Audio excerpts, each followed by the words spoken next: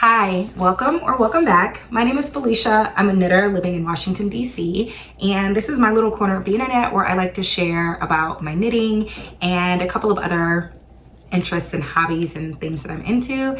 So I just want to thank everyone for taking a little bit of time out of your day to sit with me and to listen to what I have to say and see what I have to share. I say this in every single one of these video podcasts, blog, cast, whatever they're called, that I'm always so grateful and thankful that people take the time to watch my videos, to leave comments, to interact with me. And it means so much to me, especially when I'm a little bit more vulnerable or share my thoughts and opinions about things. And I think that this community that I've been able to become a part of and the community that this channel is curating is just, it's the best. So again, thank you so much for taking time out of your day to sit and listen to me chat about knitting. I have a ton to share because, as always, it's been a while since I've recorded and uploaded. A lot has been going on, but if you follow me over on Instagram, my Instagram is @Phylena_knits. I will have it linked below, along with everything that I discuss on today's episode, including yarns and patterns, and anything that I share will be listed below. But I have been sharing a little bit more about my day-to-day and about my life over on Instagram. So I've shared this before, but I work as an attorney here in DC, and I've just been busy. I've started going back into the office a couple of days a week, and so that means that I have to rearrange my day and my schedule and think about how, or not think about, but I guess reimagine my daily routine, which has obviously significantly changed since 2020. And so getting back into the swing of going into the office and being in person for meetings and riding the train to get to work is just, it's been an adjustment. I have been doing a ton of knitting, but finding the balance between, or finding my new balance, finding my new, I'm kind of in this wayfinding period, has been really interesting. And so I've been doing a ton of knitting and I have a lot to share, but I haven't really been in the mood to record a podcast until the last few days. And then it was I really want to sit down and record, and then I didn't have time. So I am carving out some time today, sort of in between meetings, to sit down and film this podcast because I'm so excited for the things that I have to share. And yeah, so let's start with the elephant in the room. This is my finished Cote cardigan. I'm gonna pop it off really quick so that I can show you some of the details, and then I'm gonna talk and give you just sort of my final thoughts about the pattern and everything like that. I've talked about this pattern in depth. It's the Cote cardigan by Hiroko Payne, and I'm obsessed with it. I knit it in Lobby Anime Corey worsted in the color Kitsune. So since the last time, I have obviously finished it, but when I last recorded, I think I had started on one of the sleeves, and I've since finished the sleeves, picked up and did the shawl collar, which continues this cable just sort of right in the middle, and then is 2x2 ribbing on either side of the collar. And it's shaped using short rows, which this was the first time that I had ever done short row shaping on a collar. So it was definitely really interesting. Honestly, this project, I think of this as my cardigan opus. It was my first time doing a lot of techniques. It was my first time making a cardigan. It was my first time doing all over cables, doing pockets, doing a shawl collar. There were so many things that this was the first time for me. And so I want to just give a little bit more insight into the pattern now that I'm finished with it. I think it is an amazing pattern, and I've talked to Hiroko about this at length. I think this is an amazing pattern, and I am so inspired by her as a designer. I want to do the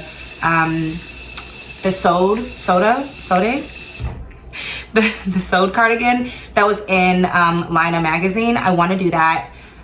I think I want to do it in a cream color, or Lobby Anime has this anemone color. It's a purpley lilac-y color.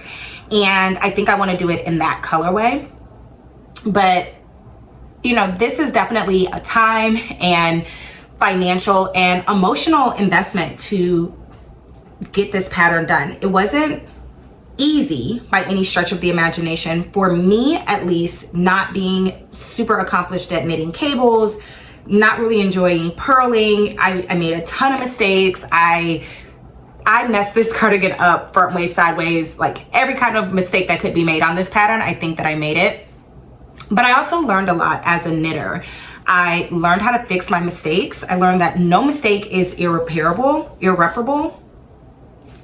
And I learned how to sit down with my mistakes and fix them and like persevere and not just throw the whole pattern away or throw the whole cardigan away because I messed up on something. And Hiroko was like amazing throughout the testing process of like, I would text her at all hours of the night, Paris time, because she's based in Paris. And I would be like, help, I messed up this thing. And she would help me troubleshoot it. And it gave me the confidence to keep going and to finally finish this project. So I'm so happy that I finally have it done. I love it. The Corey worsted, it blocked out so beautifully. It's still a rustic, I like the phrase tactile. It's still an extremely tactile yarn. It can be a little prickly, but it has softened up, and I think I'm gonna give it one more block probably later on in the season because I see myself wearing this all the time. It's amazing. Like I love this pattern, and if you're looking for a challenge, then I highly recommend it as a pattern. It's definitely not a beginner pattern, both in terms of like feeling comfortable with cabling. You're cabling every single row on, well, every right side row on this pattern, you're cabling for the entire pattern. From the start to the finish, there's a lot of cabling. So if you're not comfortable with cables, then I would recommend maybe doing another project before you pick up this project. The other thing is that it's written as kind of like a choose your own adventure pattern, if that makes sense. So there's a lot of portions of the pattern that don't give you clear direction, but they give you guidance. So adjusting for the size of the cardigan, adjusting for the length, adjusting the collar. There's not, you know, it doesn't tell you pick up X number of stitches because you could have a shorter cardigan or a longer cardigan. So there's a lot of things where you have to sort of feel comfortable with your own judgment, and you have to trust that. And so I'm grateful to this pattern for teaching me to trust my judgment and to trust myself. And the other thing that I love about this pattern is just the color. So if you follow me on Instagram, you will know that I ran out of yarn after I picked up and started on the shawl collar. I purchased this yarn from my local yarn shop, which is Looped Yarn Works in DuPont Circle here in Washington, DC. And I had purchased the yarn about a year ago, around this time a year ago. And so I was worried about, one, finding it, and two, making sure that it was like the right color, because I assumed that it would be a different dye lot, which it definitely was. And this is what I have left over from that last skein that I had to go and pick up. So I think I ended up using 8 skeins, and yeah, I think I ended up using 8 skeins of the Corey worsted. But when I was in the yarn shop, I was talking to one of the people that was helping me check out, and she was like, I never thought to do cables in that sort of color. You know, you normally think about doing cables in lighter colors so that the cables can really pop. And I love this color. It feels like a neutral. I can wear it with browns, I can wear it with black. I personally love mixing black and brown together, and this is just a really, it's a great color for that. And it's you know, it's a solid, it's a tonal, but it has subtle, I won't say variegation, but the color is really deep and rich, and it's not monotone or flat at all. So I'm obsessed with this cardigan, and it's really warm. I wore it, we had like a chilly day in DC. I wore it to work, and it was basically like my coat. So I love this cardigan. I'm gonna wear it a lot more. I haven't taken any finished object photos yet. I'm really bad about that. But I have posted about it on my Instagram, and I posted in my Instagram stories a picture of how I styled it for work. I basically had on what you see now, but then I wore it with just like some high-waisted denim and a Chelsea boot, and it was really pretty. So that is my Cote cardigan. Let me check my notes and make sure I didn't forget anything I wanted to say about it.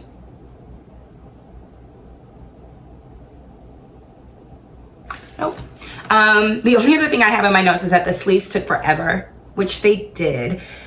I think it's because I love knitting, not love, I don't hate knitting small circumference, but you're cabling and it's very difficult to cable on small circumference needles. So I was doing basically like a modified magic loop, and I'm not a fan of magic loop. So it was just fiddly for a while. And then you kind of get further down, you have fewer and fewer stitches, and you think that that would be easier, but it's even more fiddly. And I did not enjoy the process of knitting the sleeves. I loved the process of knitting the shawl collar. I did this in like 2 days. Had I not run out of yarn at night doing this, I would have finished the collar in a day, like in a weekend day of just watching football. So the sleeves took me months and the collar took me days. So also don't use me as like a timeline for how long this pattern takes to knit, because there are people who finished it. I think if this was the only project that you were knitting on, maybe you had like a simple stockinette project to just kind of break things up, you could probably finish this in a month or two. The yarn, I mean, it's worsted weight yarn. It's not a difficult pattern. I just would have starts and stops with the pattern, and that just caused me to take a little bit longer. And one of the stops for me was the sleeves. I let them sit there for quite a while because I couldn't do it. I couldn't. But once I got going, it was fine. And I'm actually really glad that I saved the shawl collar for last, because I did run out of yarn, and I would have hated to have run out of yarn mid-sleeve. I was able to kind of fade the new skein in with the old skein with the shawl, which really worked out because of the short row shaping. So yeah, that's my Cote cardigan. It's what I'm wearing today. It's my finished object. I'm obsessed with it. Yes. Okay, so my other finished object is my What the Fade shawl by Andrea Mowry. I think the last time that I podcasted, this was almost done. I think I was almost done fading, and yeah. So now it is done. It has been properly blocked. You can see it, it's huge. Let me put it a little closer.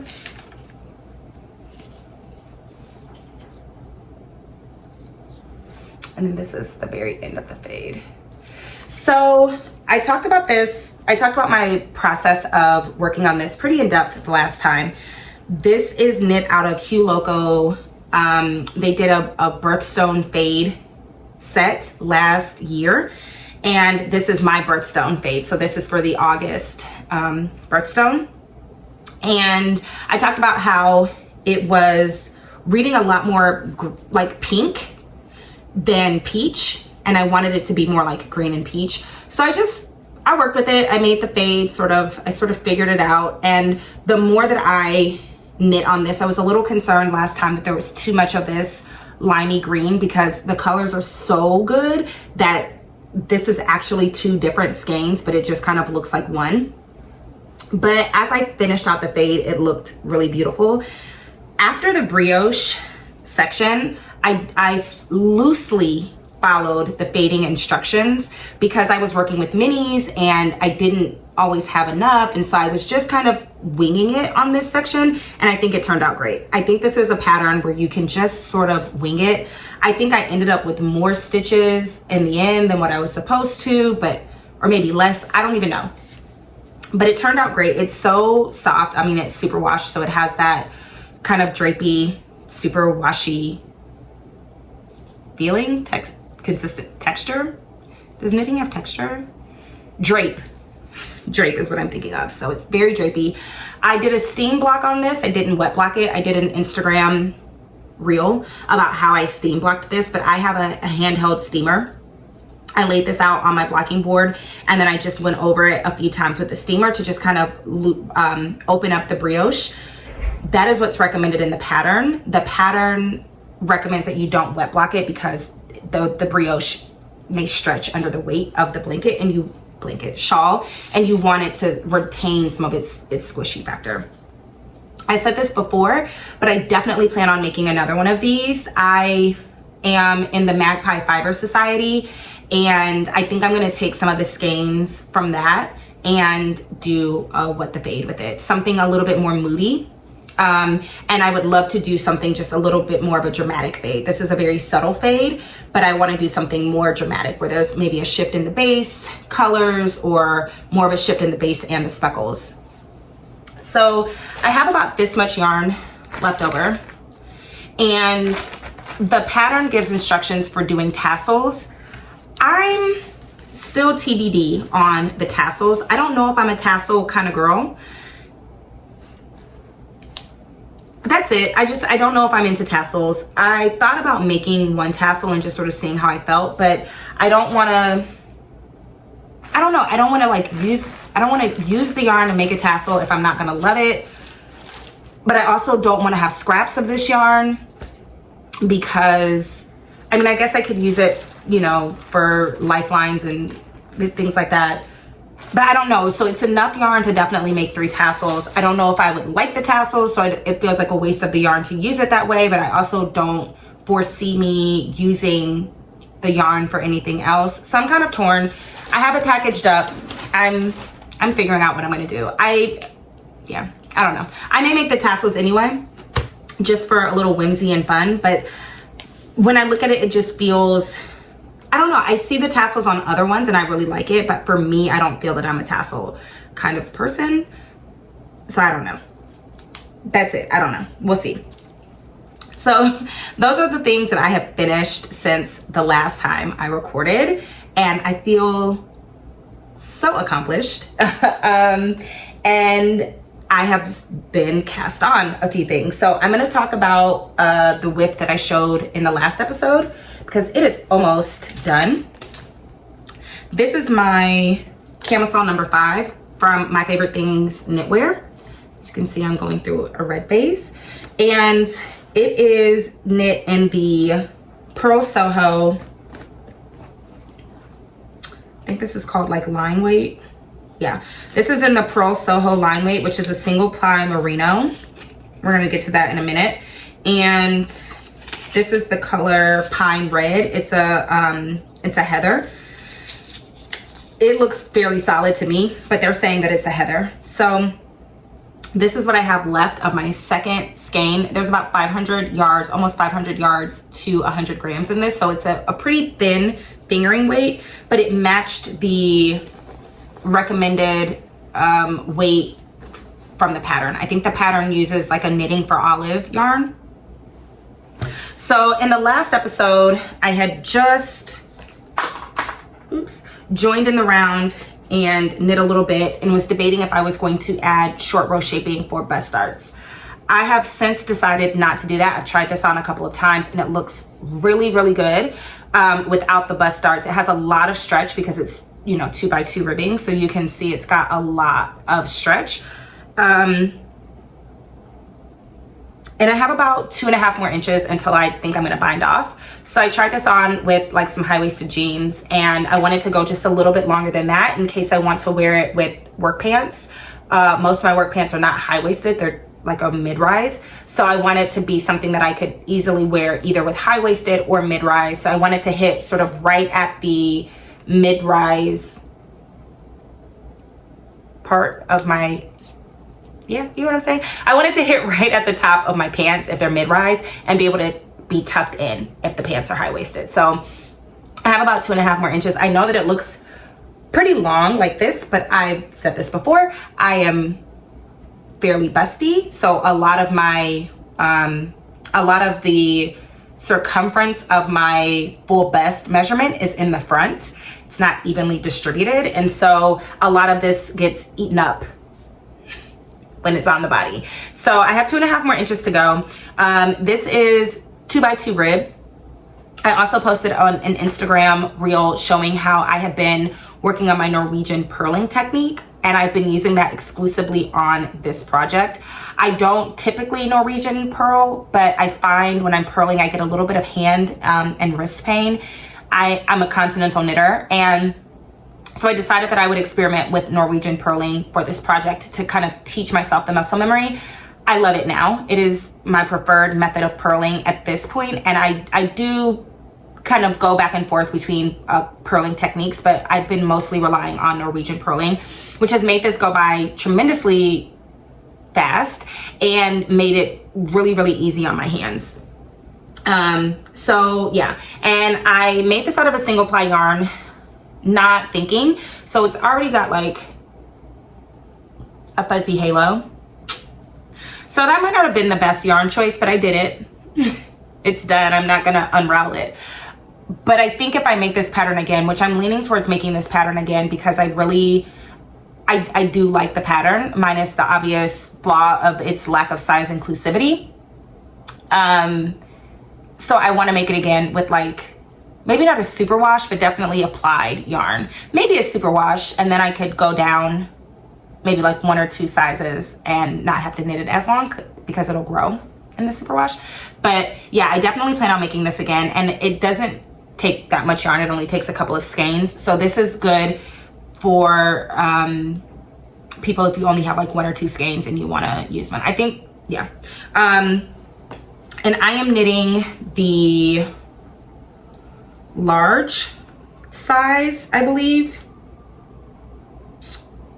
I'm knitting the second to last size, which I think in my favorite things knitwear is a large, or maybe it's an extra large, but I'm knitting, let me look at my notes.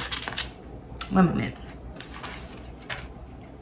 I'm knitting the size large in this pattern, and it is living in this Dogwood Knits holiday bag. It's very squished in there, but that's where it's gonna live. So this will be done soon. I have some travel coming up, and this is an easy one to sort of pick up and put down because it's just 2x2 rib until I cast off. I haven't figured out how I'm gonna cast it off yet because I've never done a project with 2x2 rib. For this one I did like an in pattern bind off, and it's not super stretchy. So I'm gonna look for something that's a little bit stretchier because it has to go over my head and my bust. So it needs to be able to expand a little bit.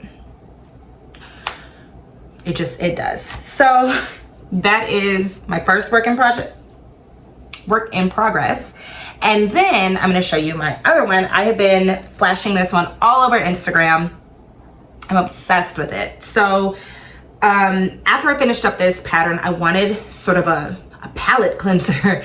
I had been working on, you know, cables, and then at the end it was like a mad dash to really get it finished. You know, like when you're at like the 85% mark with a pattern and you're like, I can finish this, and you're just like frantically knitting. And that's what was going on with this. I was like at the end, it was a mad dash. I knew I could get it done, and I wanted to have it done. So I was working not extra hard, but like I was concentrating my knitting energy on working on this and not really working on other things. So when I finished, I was ready, frankly, for just something easy.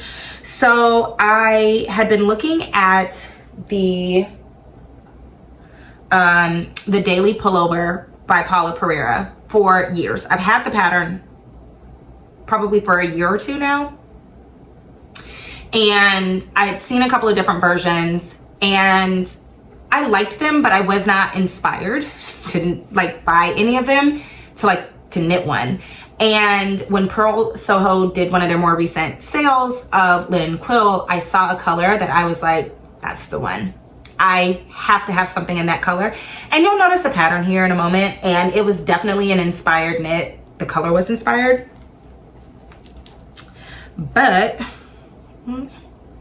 here it is. So this is my Daily Pullover by Paula Pereira. It is a raglan with a V-neck, and it's slightly cropped. Not really, I mean, you knit it to whatever length you want it to be. I knit mine about 2 inches longer than the pattern called for because, again, I have things that kind of make things right up in the front, and so I cannot, I'm gonna have to add length because if not, it's gonna stop like right here, and that's not the look. So I added a little bit of length, but it still comes to the, like I could tuck it in, sort of French tuck it into some high-waisted jeans. I am knitting the 4th size, which I believe is a 47 and a half. And I have, it gives like a loose fit. I have about 6 inches of ease, maybe a little more of positive ease. So I have knit entirely the body, and I have picked up for and have started working on the sleeves. This, I know that this is like such a cliche, and I hate when people say it, but I'm gonna say it anyway. This is flying off of my needles. I went to Florida 2 weeks ago, and I flew into a different city and then was riding down to Florida, and halfway through that like 4-hour trip, I decided I was going to cast this on. So I cast this on in the car, then did not work on it the entire time I was in Florida, and then picked it back up. So this is about 2 weeks of knitting right here. And the sleeve will be done tonight because I am like hate watching the news right now. And so the sleeves, the first sleeve will definitely be done tonight, and then I will probably pick up for and start on the second sleeve tonight. So there's a very real possibility that this could be done by the end of the weekend. I mean, it could be done tonight. No, it won't be done tonight, but it could be, but it will definitely be done in a few days. And I plan on making this pattern again. I really enjoyed it. It did get to be a little bit of a slog kind of right before you join in the round. So in order to knit a V-neck in any sort of shaping, you have to knit flat. So you start it flat and you're doing your raglan increases, and then you go until you make it the depth that you need to, and then you join it in the round. And maybe the last ½ inch to an inch was awful. Like I was so tired of purling. I was so tired of knitting flat. I just wanted to I wanted it to fly, and it doesn't fly when you're knitting flat. And then I went ahead and I picked up and knit the collar, mainly because sweaters always look funny without a collar, but I wanted to try it on, and I wanted to see how it was going to fit and lay and do all of that after I split for sleeves, to just make sure I had knit the right size. So this is definitely one of those moments where I had to trust my swatch. I swatched in the color. This is some leftover linen quill from my mom's half and half triangles wrap. And so this is a moment where I'm having to trust my swatch, because yeah, I'm hoping that it will bloom as much as this one has bloomed, because right now it's a little holy. I think when I knit this again, I will go down a needle size, but still knit the same size. Like I won't go up a size in the pattern, but I will go down a size in the needle. I am knitting it on the recommended needle, which I think is a 4mm. No, a 3.5 millimeter. So I think when I make this again, I will knit it on a 3.25, just to give it that little bit more of a denser fabric. But I'm loving it, and this is going to be done soon, and I can't wait. I think it's going to be so pretty. I don't know. And linen quill knit up in stockinette is a very different yarn than the linen quill. So I'll show you. This is one of my half and half triangles wraps. I kind of like it better in garter than I do in the stockinette, but again, I haven't blocked it, so blocking changes everything. So I might feel completely differently about this project once it's blocked, but I don't know. If this was the first project that I knit with linen quill, I would not love the yarn. But since I have knit 3 half and half triangles wraps, I'm very accustomed to the way that it feels in my hands, and I enjoy being able to work with it. And this doesn't give me that same feeling that working on a half and half triangles wrap does. So I don't know. I don't know if I'll make it in this yarn again, because linen quill is it's a light fingering. I think you get close to 500 yards. So you get 439 yards. So I could substitute it, I think, for a regular fingering weight and make it. I don't know, we'll cross that bridge when we get to it. There's a couple of other colors of the linen quill that I want to make this in, but I wanted to only buy one sweater's quantity worth and see how I felt about it and then go from there. The pattern called for my size, which again is the 4th size, it calls for 3 skeins of the linen quill. This is how much I have of the 2nd skein. That is gonna get me through the sleeve, and then I've already caked up my 3rd ball, and I will probably use, you know, a minimal amount of this. So for me, it's probably a 2.5 skein sweater. So that ain't bad. And I obviously got the linen quill on sale. So I think in total it was a super, well, not super affordable. It was affordable to me. It was in my price point. I'm not gonna speak of what people's affordability is. That's not my place, but it was not expensive for me to be able to knit my size. And I think none of the sizes require more than 4 skeins. And I could easily see how that could happen. Easily. So yeah. So those are the 2 things that I am currently working on. I anticipate that both of those will be finished soon, probably in the next couple of weeks. And then from there, I'm gonna cast on my Akemi, and I'm really excited for that. I thought about doing something with color work just because I've been sort of craving that, and I'm already working with, I've already done a textured thing this year. And so I was like, do I want to go from my knitted, from my cabled cardigan to this sweater? And the long and the short of it, without getting into like, you know, without turning this into a therapy session, I decided that I'm going to cast on the Akemi. I'm going to get that finished and get that done and let that sort of be my challenge for the rest of the year and go from there. I doubt that I'll finish it before the end of the year. It would be nice if I did, but I'm not going to put that pressure on myself. But just with like work and the holidays and everything else coming up, my knitting time is going to be drastically reduced. But I'm really excited to get my Akemi cast on, and I'm gonna start swatching for it. When I pick up for the 2nd sleeve on my daily pullover, I'm gonna start swatching for the Akemi. I read through the pattern, and there's a couple of modifications that I know that I want to make, and so I'm starting to like figure that out and work on all of that. But I'm super excited to start on the Akemi. Anyway, I talked all about that pattern and the yarn. Sorry, there's hair. I talked all about that pattern and the yarn in my last episode, so if you want to know what I'm talking about, you can go and check that out. But I'm super excited to knit the Akemi. And then if I have time, there's some yarn that I've been like swatching and playing with that I have an idea for, but I don't want to share it yet until I'm sure what I'm going to do. Sorry, I just want to have the freedom to change my mind, and I find that sometimes people on the internet hold you a little too accountable, and I don't want to be held that accountable for this yarn. So I have an idea.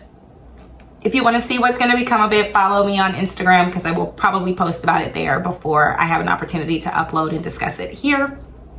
But yeah, so I think the Akemi will be my last project of the year, and I'm really excited for that because that means that all of my projects will be cleared off. My goal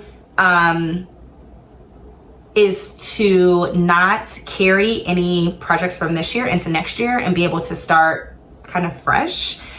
And we'll see if that happens. I'm not going to put a tremendous amount of pressure on myself to do that, but I've already been starting to think about like what projects I want to cast on next. And you know, I'm not really big into doing like a make 9. I'm more into having just like goals intentions for my knitting for the year. And so I have some projects but I do have some projects that I'm really excited about and that I want to that I want to cast on sooner rather than later. And so it's going to be an exciting year, I think, next year. I can't believe we're already talking about next year. And that's so crazy. I was on a work meeting. This is an aside, it's not a rant. I don't know that I have a rant today, but I was on a work meeting today and we were talking about dates for an upcoming matter. And somebody was like, yeah, so in February. And I was like, February? That's like 6 months away. February is not 6 months away. I don't even have a 2023 planner. So I couldn't even like write down this date. And I use a paper planner. That's a separate aside. But I couldn't even write down in my like work planner for February. I had to like write it on a sticky note and then order a new planner for 2023 so that I can start to put dates and events and all of that other stuff into my calendar for 2023. That's crazy to me. Mind-blowing. Mind-blowing. Okay, so that is all of the knitting content. I don't have any what's it called when you buy stuff? I don't have that. I don't have any acquisitions. I haven't been buying yarn, not because I don't want to.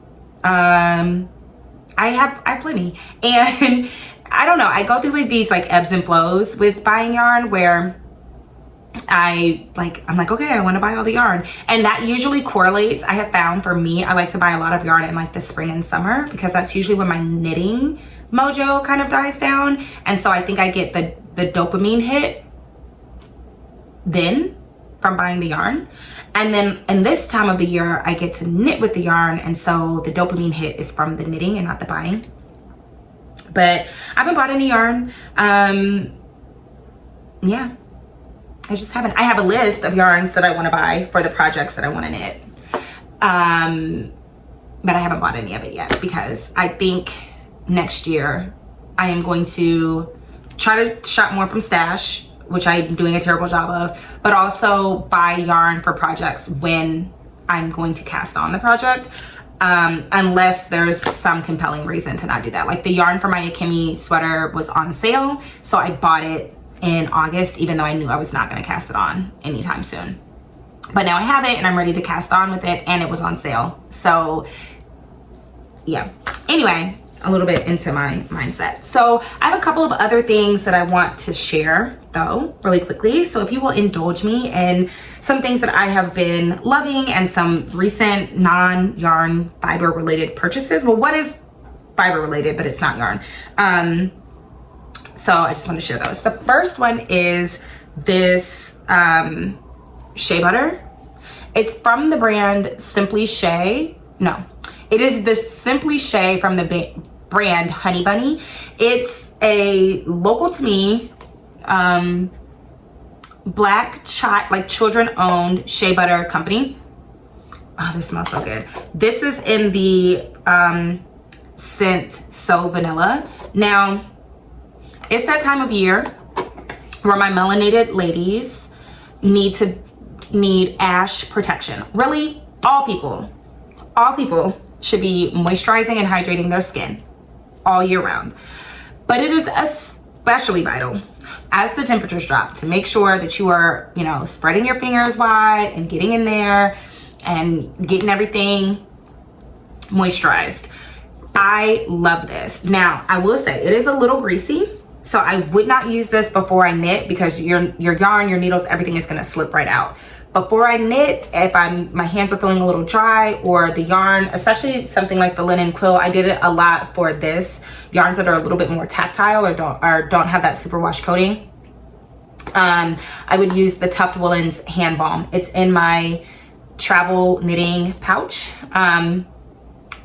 Yeah, so, and it's obviously really easy to travel with because it's a solid, but this right here, I love it, and it's so good. So I will have them linked below. I will be buying another one of these, but I use this all the time, and it's so rich and thick that you really don't need to use a whole lot of it. But it's also like light and fluffy. I'm actually gonna put some on my hands right now. Okay, so that's just like one little like local, whatever. And it's like gift giving season, so shop local, shop small. I also, in the background, I have a candle burning. It's from a Black woman owned candle company that's based out of the DC. I think she's based out of DC. I will link to her shop as well. This candle is so good. It smells so good. I literally like can't get enough of it. And I saw her at an event and I purchased some of her candles, but I think I'm gonna be buying some to give to people as gifts because they're that good, and they're soy-based candles. I was finding that the candles from Bath and Body Works, which I love the scent and the fragrance in a lot of those, not all of them, they're like 3 fragrances that I like from Bath and Body Works, but they were irritating my sinuses a lot. And I think it was because they're not soy. These do not irritate my sinuses at all. So highly recommend. I will have both of these linked below. Okay, I'm gonna save that book for last, and we don't need this. That right here. Okay, I'm gonna talk about the fiber related thing, and then I'm gonna get into the non-fiber related thing. So this, I literally just got this in the mail. This is from Lark Bagger. It's the close knit, it's her close knit book. I think this is the English translation, so it has come out before. I don't know if you don't follow her on Instagram, you definitely should. She is sort of known for doing these scrappy, marled projects. She also does a lot of beaded projects. I'm gonna try to find an example. And I'm not a person who really likes scrappy projects, like 98% of the time. Her scrappy projects I always like, even the ones that aren't things that I would actually wear on any sort of regular basis, I still really, really like them. And when I saw that she was releasing this book, I originally was gonna buy it. I think that she's,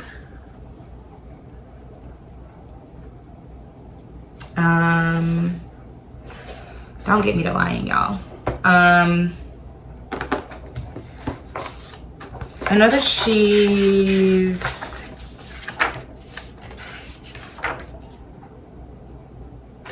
maybe she's Danish. I believe she's based in Denmark.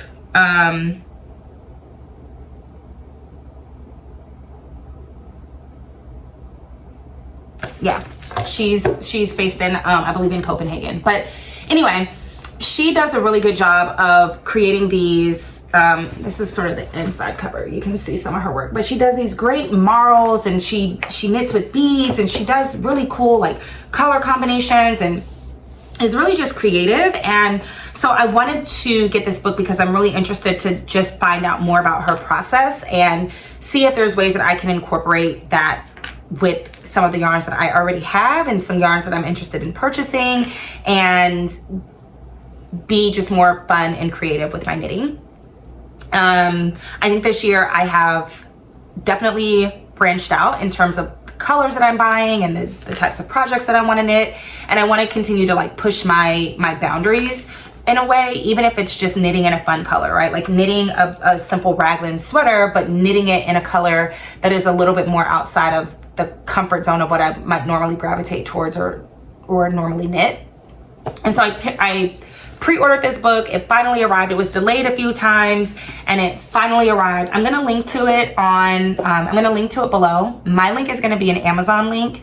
However, I encourage you to try to find it at your local bookstore or your local knitting shop before you purchase it from Amazon. But Amazon links are the easiest way to sort of share a way for people to find the thing or to explore it more or to get more information about it. But I am in no way encouraging you to shop from Amazon if that's not in your ethos, if that's not what you support and believe. So I'm gonna have it linked below. It is going to be an Amazon link, but I encourage you first to try to find it locally and buy from a local shop before you consider purchasing from Amazon. So that's the first book. Then y'all know I love cookbooks. I've shared more than my share of cookbooks on here, but I have 2 cookbooks that I wanted to share, one of which I've had a chance to kind of explore and think about, and the other one I literally just got.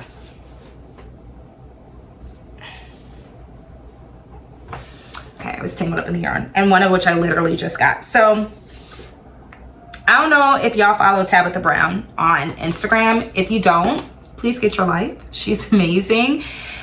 Just wonderful and motivational and sunshine and joy, and oh, I love her. But she is vegan, and my mom is pescatarian essentially, but she's been talking about how she wants to adopt a more like plant-based lifestyle.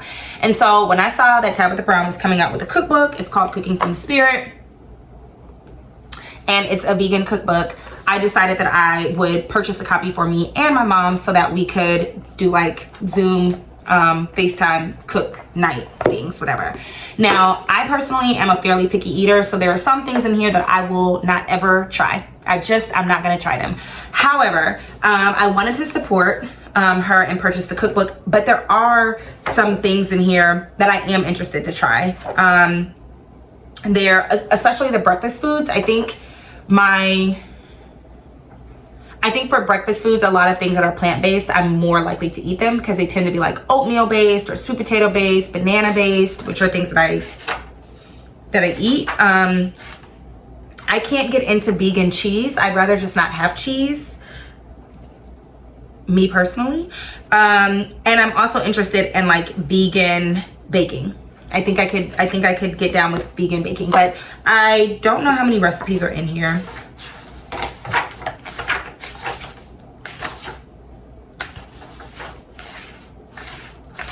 It doesn't say, but she does breakfast and brunch, pizza and good stuff, main dishes, soups and salads, burgers, sandwiches and tacos, appetizers and sides, and then sweet treats and fresh juices. So again, I will be linking to this below. It will be an Amazon link, but I encourage you to try to find it at a locally owned bookstore. Yeah, so it'll be an Amazon link, but I encourage you to try to find it locally if you can and check it out. There are definitely some recipes in here that my mom and I are gonna experiment with and try when I'm home for Thanksgiving. So I'm excited about that. And my last cookbook, I have not even had a chance to flip through it, but man, is it massive. It is huge. Dessert Person from Claire Saffitz is one of my favorite cookbooks. I am not a baker. However, I do a lot of baking. But baking is like not something that I am inherently good at. I'm just really good at following directions. So when I saw that she was coming out with another cookbook, it's called What's for Dessert? And this is simple recipes for dessert people. I have literally not even like cracked this open or flipped through it, but I loved Dessert Person and it was so good. And to this day, my cinnamon bun recipe is out of there. It's like modified out of there. And a couple of my cookie recipes. She has a great molasses cookie recipe.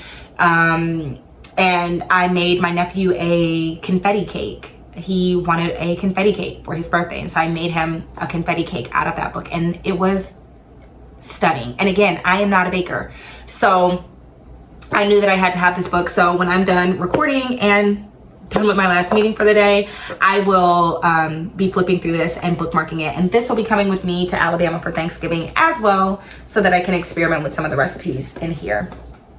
So those are those books, but I have one other book that I want to share, and I don't know, this might be ranty. I don't know, it probably won't be ranty, but we are in election season. We are coming out of an election, and there are still going to be elections going on into the month of December. And I think that there are oftentimes a lot of conversations around issues about voter enfranchisement or disenfranchisement, kind of both ends of that spectrum. You know, protecting access to the ballot and what it means to participate in the American democratic process. But I'm also a student of history. My job sort of necessitates that I be aware of the historical context of different things that are that are going on, so that I can make sure that I am both informed about what has happened, but can also make decisions about how I want to proceed in sort of challenging systemic racism and barriers for people. Now, I personally work in the criminal justice space. Let me rephrase that. I work in the criminal system, the criminal legal system space. Why I don't call it the criminal justice space is a whole separate rant for a whole different day. Not right now, but yes. However, I do also engage with voting rights from time to time. One, as a voter, but also in the nature of my actual professional work. And about 2 years ago, I think it was in 2020, I was asked to speak on a panel and talk about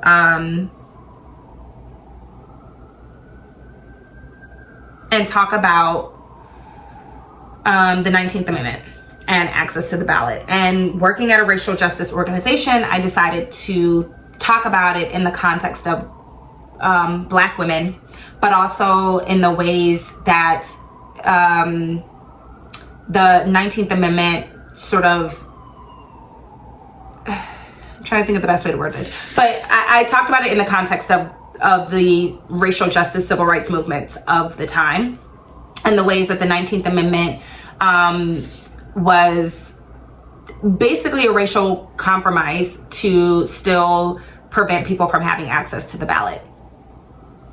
I think that's the simplest way to sort of frame that. Anyway, while I was on that panel, someone that was also on the panel reached out to me and asked me if she could send me a copy of her book. Her name is Martha Jones, and this is the book that she sent me. It's called Vanguard: How Black Women Broke Barriers, Won the Vote, and Insisted on Equality for All. If you are interested at all in the history of voting rights in America, if you are interested at all in some of the racial dynamics in voting and in the voting community, then I recommend that you read this book. It's written by a history professor. I think she's a history professor. Yep, she's a history professor, and so it's a history book. I don't know any other way to put it. It's a history book, but it has it comes with really high praise, really deserved high praise, and it really just sort of gets into the nitty-gritty of Black women in particular in the voting rights movement, because Black women, without giving too much away, because I want you to read the book, and without getting too much into the weeds about the subject, Black women were essentially viewed as a compromise or as a bargaining chip in the right for enfranchisement. And so this book kind of talks about the history behind that. So I will have this link below. Again, it will be an Amazon link, but I encourage you to try to find it at a local bookstore, Black owned if you can. And yeah, it's a really good book. It took me a while to kind of get through it, because it reads a little bit like a textbook and less like a novel, but it's a really, really good book if you're interested in these sorts of issues and you want to be sort of schooled on some of the nuances of the racial dynamics in voting. So there's that. I think that's all I have to share, y'all. I don't have anything else. I've shown all the things. I've said all the things. I did it without a rant, which I'm very proud of. And I did it in one take, which almost never happens around here. But anyway, I want to thank you for giving me a portion of your time. And I hope that you got some fulfillment and some enjoyment out of this. And I hope that you are enjoying your knitting practice and that you are finding joy and fulfillment in what you're doing. Oh, before I go, I wanted to shout out 2 new podcasts that I'm enjoying watching. One is Macy B. You have heard me talk about her before. We actually did an episode of the Knit Two Together podcast with Kara and Kinsey. Kara of the Kinetic Knitter, an amazing hand dyer, and Kinsey is just an amazing content creator on Instagram. We did an episode together of their podcast. She is now a podcaster, so I'm going to link her channel below for you to check out. And then Haley is also she's a new knitter, and she's also a new podcaster. She's doing amazing things. And she's really sweet. We've interacted a bunch on Instagram, and she just seems like a genuinely sweet person. And so I want to lift up both of their channels. And so I'm going to have them linked below. I should have shouted them out earlier. I hope that this doesn't get lost in the ending of this video, but they will be linked below for you to go check out their channels. I hope that you enjoy them and that you subscribe. And yeah, if you enjoy their content, let them know that I sent you. And anyway, that's the end. That's all I have to say, y'all. Enjoy the rest of your day, your week, your weekend, your month. If you live in Georgia, please go vote in the runoff election. Or if there is a runoff election in your state or jurisdiction, please exercise your constitutional right to access the ballot and be an informed voter. Do your research, look into candidates, make a decision about, make an informed decision for yourself.